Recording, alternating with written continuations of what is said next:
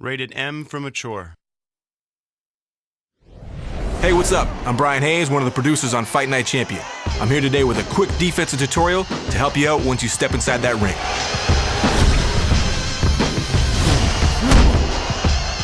Reflexive blocking is a new blocking system for Fight Night Champion. There are two types of reflexes involved, yours and your boxer's. Your reflexes are involved if you want to anticipate or react to your opponent's attack and press block. If you're quick enough, you will block the punch and create a counterpunch opportunity. Your boxer's reflexes come into play if you want to cover up. Each boxer's reflexes and block strength rating determines their proficiency at reacting to incoming punches.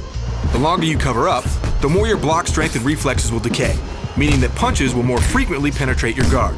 Also, movement speed is slightly slower if you're covering up. In both cases, there's no need to choose a blocking direction. If you or your boxer's reflexes are up to the task, your boxer will move their arms to the right spot. This allows you to throw punches while holding down the block button, making the transition from defense to offense a little quicker. Head movement allows you to slip, duck, and avoid incoming punches. To move your head, hold down the lean modifier and use the left stick. Holding down the lean modifier will plant your boxer's feet, so you can't move around the ring and move your head at the same time. Making your opponent miss by moving your head out of the way of an incoming punch will create a counterpunch opportunity. Moving your feet is just as important as moving your head and your hands. To perform a weave, move the left stick in a clockwise or counterclockwise direction towards your opponent.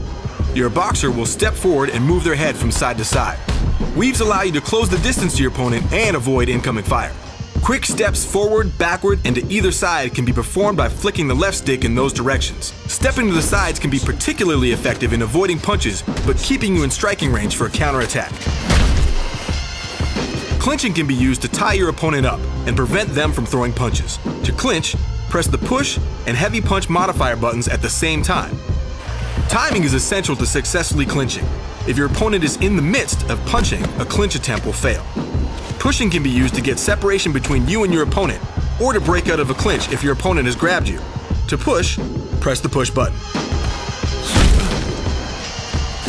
After all is said and done, one good punch can still put you on the canvas. If you haven't been knocked out, you'll be in the get-up game. To start getting up, push to the left or right on the left stick to orient your boxer's perspective. Once you've centered your vision, push and hold up on the right stick to stand up.